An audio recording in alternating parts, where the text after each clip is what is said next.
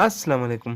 दोस्तों आज हम बात करेंगे एक बहुत ही इम्पोर्टेंस रखने वाले बायोलॉजिकल टेक्निक के बारे में जिसे डिस्टिलेशन कहते हैं।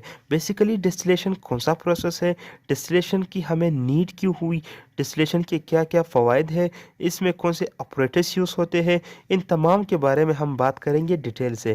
तो दोस्तों बिना वक्त ज़ाया किए अपनी वीडियो स्टार्ट करते हैं। दोस्तों सबसे पहले बात करेंगे कि डिस्टिलेशन होता क्या है। अब अगर मैं यहाँ पे कहूँ कि it is a biological technique used for a separation of liquid by vaporizing the liquid and reconverting it in liquid by the process of condensing with the help of condenser। अब दोस्तों मुझे पता है कि आपके सर से गुजर गए ये जो तमाम मैंने डेफिनेशन कहा है डिस्टिलेशन की, लेकिन मैं आपको इजीली समझाऊंगा। अब क्या है कि ये एक बायोलॉजिकल टेक्निक है, ये आपको याद रखना होगा। ये एक बायोलॉजिकल टेक्निक है जिसमें हम सेपरेशन करते हैं। किस चीज़ की? मिक्सचर्स की सेपरेशन करते हैं। कैसे करते हैं? हम एक लिक्विड को वेपोराइज करते हैं। दोस्तों हम एक लिक्विड के वेपर बनाते हैं और फिर क्या करेंगे कि वो जो वेपर बन गए उसे वापस कंडेंसर या कंडेंसिंग प्रोसेस की मदद से वापस उसे लिक्विड फॉर्म में करेंगे। क्यों? क्योंकि हमें एक प्योर लिक्विड चाहिए। दोस्तों यहाँ पे ये थोड़ा सा पेचीदा है, लेकिन आपको समझना होगा कि क्या है। हम सेपरेशन करते हैं मिक्सचर की, लिक्विड की। लिक्विड को हम क्या करेंगे? वेपोराइज करेंगे और जो वेपोराइज लिक्विड है उसे रिकन्वर्ट करेंगे दोबारा लिक्विड में। इससे हमें प्योर एक लिक्विड मिलेगा। दोस्तों किसकी मदद से? कंडेंसिंग प्रोसेस की मदद से और कंडेंसर की मदद से। दोस्तों आगे जाके आपको इजीली समझ में आएगा। आपने वीडियो स्किप नहीं करनी, इंशाल्लाह इस वीडियो के लास्ट तक आप बिल्कुल क्लियर हो जाएंगे इस डिस्टिलेशन की टेक्निक से। तो दोस्तों किस बुनियाद पे हम इसकी सेपरेशन करते हैं? बॉइलिंग पॉइंट की बुनियाद पे हम सेपरेशन करते हैं। और अगर हम कुछ मॉलिक्यूल्स का बॉइलिंग पॉइंट देखें तो कुछ है, जैसे कि मिथेनॉल का बॉइलिंग पॉइंट है 65 डिग्री सेल्सियस। इसी तरह इथेनॉल का बॉइलिंग पॉइंट है 76 डिग्री सेल्सियस, प्रोपेनॉल का 93 डिग्री सेल्सियस और एसीटोन का 56 डिग्री सेल्सियस और वाटर का 100 डिग्री सेल्सियस। दोस्तों अगर हम आम तौर पे डिस्टिलेशन के ऑपरेटर्स को देखें तो इसमें क्या इन्वॉल्व होता है? एक तो बेंसन बर्नर या फिर कोई लैंप या फिर कोई शमा होगी जो कि हीट प्रोवाइड करेगी फ्लस्क को, और जिस कंटेनर में हमारा सॉल्यूशन होगा या लिक्विड होगा उसे कहते हैं फ्लस्क। इस तरह ये तो सॉल्यूशन हुआ, और जो वेपर्स बन रहे वेपर्स तो हमने आइडेंटिफाई कर लिए। इस तरह इसके जो टर्मिनल एंड है फ्लस्क का उसमें क्या फिट होता है? थर्मामीटर। अब थर्मामीटर से हमें क्या होगा कि जो हीट हम दे रहे हैं उसका हमें मुवाजना होगा कि कितनी डिग्री सेल्सियस जो है हीट पहुंच चुकी है फ्लस्क के अंदर। इस तरह यहाँ पे एक कंडेंसर होता है। कंडेंसर क्या है? बेसिकली एक पाइप है जिसके इर्द गिर्द क्या होते हैं? कोल्ड वाटर की गर्दिश होती है, यानी उसके इर्द गिर्द कोल्ड वाटर गर्दिश में रहता है जो कि वेपर्स को लिक्विड में तब्दील करता है। इस तरह हमारे साथ एक बीकर होता है जिसमें हम प्योर जो लिक्विड होता है या जो प्यूरिफाई लिक्विड होता है उसे कलेक्ट करते हैं। अब फॉर एग्जांपल दोस्तों यहाँ पे हमने डिस्टिलेशन में क्या करना होता है। फॉर एग्जांपल ये एक मिक्सचर है, ये एक सॉल्यूशन है जो फ्लास्क में है। हम क्या करेंगे कि इस मिक्सचर को हीट देंगे। हीट देने से क्या होगा कि जो मिक्सचर है उसमें तो डिफरेंट मिक्सचर्स होंगे ना, जो सॉल्यूशन है उसमें डिफरेंट मिक्सचर होंगे ना।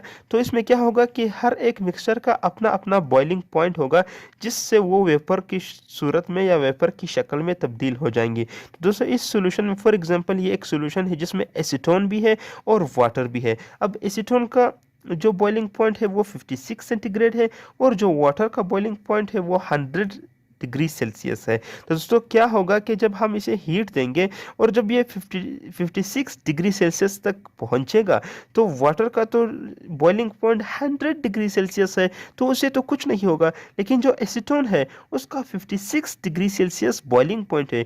तो 56 डिग्री सेल्सियस पे आके क्या होगा, जो एसीटोन है वो वेपर्स की शक्ल में तब्दील होना शुरू हो जाएंगी और वो वेपोराइज होना शुरू हो जाएंगी।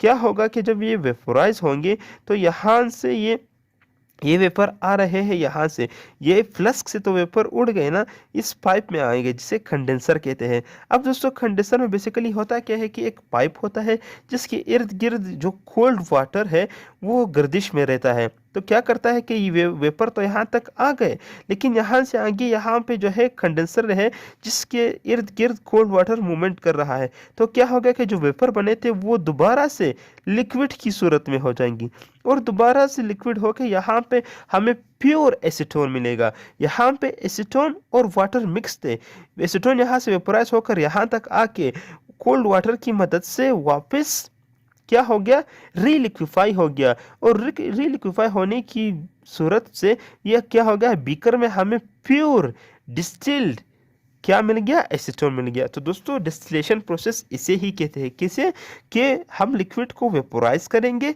फॉर एग्जांपल लिक्विड में डिफरेंट मिक्सचर है जिसके डिफरेंट बॉइलिंग पॉइंट्स होंगे, उसे हम वेपोराइज करेंगे किसी खास मिक्सचर को किसी खास डिग्री सेल्सियस से। तो क्या होगा कि जब वो वेपोराइज होगा तो कंडेंसर में जाएंगे, दोबारा से वो जो वेपर्स थे वो दोबारा से लिक्विड में तब्दील हो जाएंगे और हमें एक प्योर मिक्सचर मिल जाएगा।